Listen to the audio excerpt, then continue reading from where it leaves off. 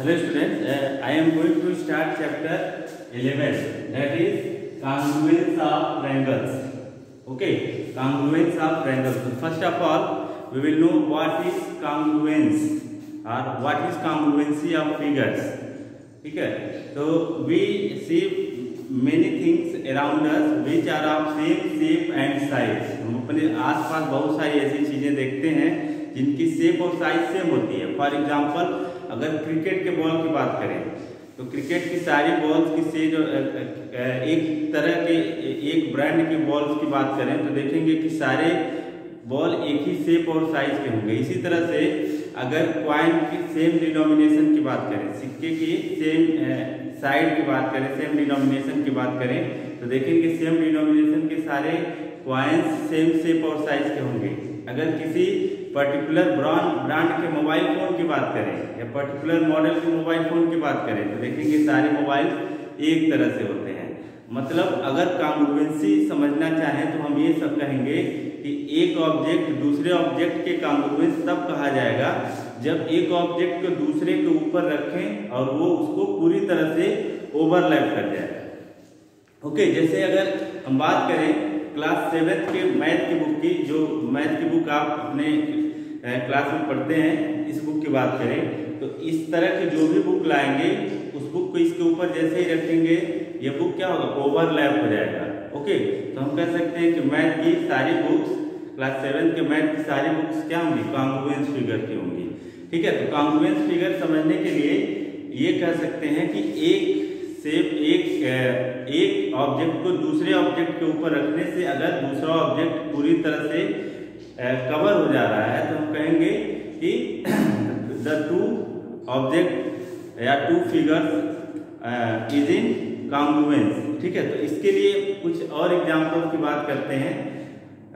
जैसे अगर पेपर की बात करें, सेम पेपर साइज के पेपर की बात करें, एक पेपर को दूसरे पेपर के ऊपर रखेंगे तो क्या करेगा, दूसरे पेपर को ढक लेगा.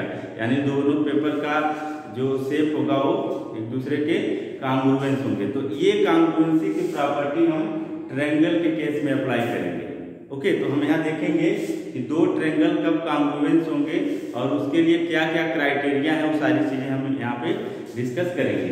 ओके, तो सबसे पहले तीन ज्योमेट्रिकल शेप की बात करते हैं और उनकी कॉन्ग्रुएंसी की बात करते हैं. तो first of all we will discuss about congruence of a line segment.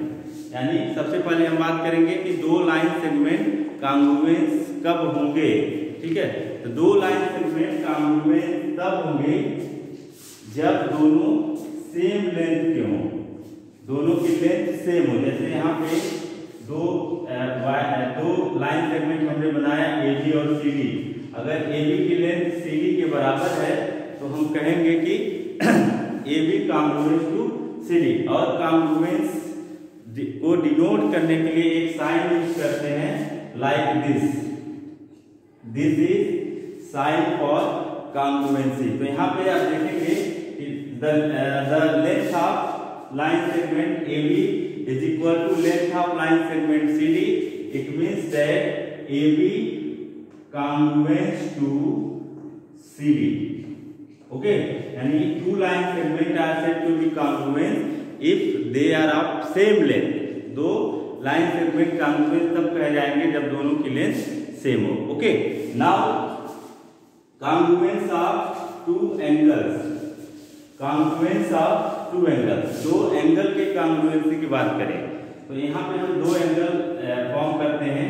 एक को हम कह रहे हैं AOB, ठीक है, और दूसरे को हम कह रहे हैं COD, C या O'D. ठीक है, अब हम अगर ये कहना चाहें कि दोनों एंगल यानी इस एंगल की बात करें, दो एंगल कॉन्ग्रुएंस तब होंगी जब दोनों के मेजर सेम हो. यानी कि if angle AOB congruence to angle COD. यानी ये दोनों एंगल कॉन्ग्रुएंस तब होंगे if if and I double F मैंने लिखा है यहाँ पे, इफ एंड ओनली इफ होता है इसका मतलब, ठीक है। तो if measure of angle AOB is equal to measure of angle COD means two angles are said to be congruent if they are of same measures. दो एंगल कॉन्ग्रुएंट तब कहे जाएंगे जब दोनों के मेजर्स सेम हो, दोनों की वैल्यू सेम हो। Okay, now the third property that congruence of triangle, ठीक है, कॉन्ग्रुएंस ऑफ ट्रायंगल। अब यहाँ पे कॉन्ग्रुएंस ऑफ लाइन सेगमेंट हमने पढ़ा, कॉन्ग्रुएंस ऑफ टू एंगल्स पढ़ा हमने। अब यहाँ से हम पढ़ेंगे जो हमारा चैप्टर है कॉन्ग्रुएंस ऑफ ट्रायंगल, ठीक है। तो कॉन्ग्रुएंस ऑफ ट्रायंगल अगर इसको समझना चाहें तो हम ये कहेंगे कि दो ट्रायंगल कॉन्ग्रुएंस तब कहे जाएंगे जब एक ट्रायंगल को दूसरे ट्रायंगल के ऊपर रखने पे दूसरा ट्रायंगल सुपर इम्पोज हो जाए, दूसरे ट्रायंगल को, ठीक है, पहला ट्रायंगल क्या करे, पूरी तरह से ढक ले। ओके, तो दोनों ट्रायंगल कॉन्ग्रुएंट कहे जाएंगे। जैसे कॉन्ग्रुएंसी दिखाने के लिए हमने यहाँ पे दो ट्रायंगल लिया है ABC एंड PQR। ओके, अब ये दोनों ट्रायंगल कॉन्ग्रुएंट अगर हम इनको कहना चाहें, we want to say that triangle ABC congruent to triangle PQR, it means that दो ट्रायंगल कॉन्ग्रुएंट कब होंगे, जब उनके करेस्पॉन्डिंग साइड्स इक्वल हो, ठीक है। Corresponding sides equal means AB is equal to PQ, BC is equal to QR and PR is equal to AC या AC is equal to QR। अगर तीनों करेस्पॉन्डिंग साइड्स इक्वल हैं तो triangle क्या होगा, कॉन्ग्रुएंस होगा, ठीक है। तो कॉन्ग्रुएंसी के लिए कुछ और क्राइटेरिया है जिसको हम आगे डिस्कस करेंगे, ठीक है। First criteria for congruency of two triangles, ठीक है। कॉन्ग्रुएंसी के लिए कई सारी क्राइटेरिया होती है, जहां पे 4 क्राइटेरिया आपको बताई जाएंगी, ठीक है। There are 4 criteria for two triangles to be congruent. दो ट्रायंगल के कॉन्ग्रुएंस होने के लिए 4 क्राइटेरिया है। तो देखिए वन बाय वन हम डिस्कस करते हैं। The first criteria is known as SSS criteria, means side side side criteria. It means that पहले केस को देखते हैं, case 1, two triangles are said to be congruent if their corresponding sides are equal। दो triangle congruent तब कहे जाएंगे जब उनके करेस्पॉन्डिंग साइड्स इक्वल हो जाए, ठीक है। यानी हम दो ट्रायंगल यहाँ ले रहे हैं ABC एंड PQR, और अगर इन दोनों ट्रायंगल में हम SSS क्राइटेरिया लगाएं तो हम कहेंगे कि the corresponding side, if corresponding sides of two triangles are equal, then the triangles are said to be congruent। It means that triangle ABC congruent to triangle PQR implies corresponding sides are equal, यानी AB is equal to PQ, BC is equal to QR, BC is equal to QR and AC is equal to PR। अगर एक triangle के तीनों sides दूसरे triangle के corresponding sides के equal हो जाएं, then the two triangles are said to be congruent and this is the first criteria which is known as SSS criteria। Clear? चलिए, now discuss over case 2। Case 2 में देखिए the SAS criteria, SAS side angle side criteria, ठीक है। SAS criteria क्या कहेंगे इसको, side angle side criteria, ठीक है। यानी इसको समझने के लिए दो ट्रायंगल का एग्जांपल लेते हैं। यहाँ पे हम दो ट्रायंगल ले रहे हैं ABC एंड PQR। अब ट्रायंगल में हम अगर SAS क्राइटेरिया यूज करना चाहें तो हम कहेंगे, देखिए S का मतलब साइड होता है, यानी कि अगर इस साइड के लेंथ 5 सेंटीमीटर है और PR भी 5 सेंटीमीटर है, ओके, द एंगल ACB मान लीजिए ये 45 डिग्री है और एंगल आर भी 45 डिग्री है। और एंगल बीसी की value angle Q R side BC equal to Q R है, इसको अगर हम 6 सेंटीमीटर कहें, ये भी 6 सेंटीमीटर हो। Means if the two sides, दो साइड और उसके बीच का एंगल, किसी ट्रायंगल के दो साइड्स और उसके बीच का एंगल दूसरे ट्रायंगल के करस्पॉन्डिंग साइड्स और एंगल के इक्वल हो जाए, तो हम कहेंगे कि दोनों ट्रायंगल एसएएस क्राइटेरिया से क्या होंगे, कॉन्ग्रुएंट होंगे। मींस दो साइड में, दो ट्रायंगल में, देखिए इस ट्रायंगल की साइड एसी इस ट्रायंगल की साइड पीआर के इक्वल है।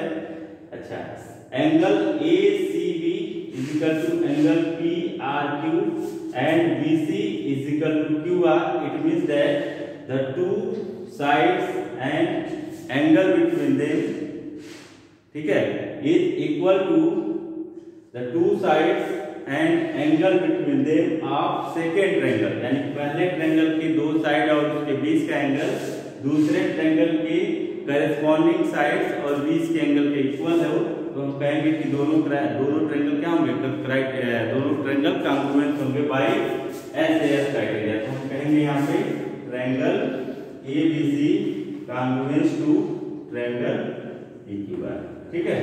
तो ये है आपका SAS criteria. Now move on third case, and third case is known as ASA criteria. Case 3 ASA criteria यानी angle side angle criteria, angle side and angle criteria, ठीक है। तो एंगल साइड एंगल क्राइटेरिया को समझने के लिए इसको हम डिस्कस करेंगे। अभी हम लोग क्वेश्चंस भी करेंगे, उसमें हम सारी चीजें आपको डिस्कस करके बताएंगे। जैसे देखिए, अगर दो ट्रायंगल अगर हम लेते हैं, यहाँ पे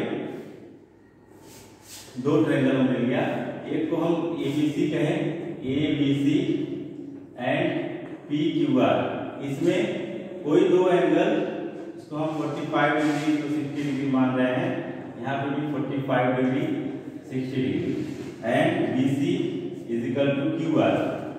मीन्स किसी ट्रायंगल के दो एंगल, यहाँ पे देखिए 45 degree, this is also 45 degree, angle is this angle is 60 degree and this is angle is also 60 degree. यानी दो एंगल और उसको कंटेन करने वाली जो साइड है, दूसरे ट्रायंगल के दोनों एंगल और उसके कंटेन करने वाली साइड के इक्वल अगर हो जाता है, तो हम कहेंगे कि दोनों ट्रायंगल कॉन्ग्रुएंट होंगे। यानी एक ट्रायंगल में दो angle and containing side is equal to the two corresponding angles and side containing that angle are equal, then the triangle are said to be congruent. It means that by ASA criteria, triangle ABC congruent to triangle PQR. Okay, तो ये है आपका third case.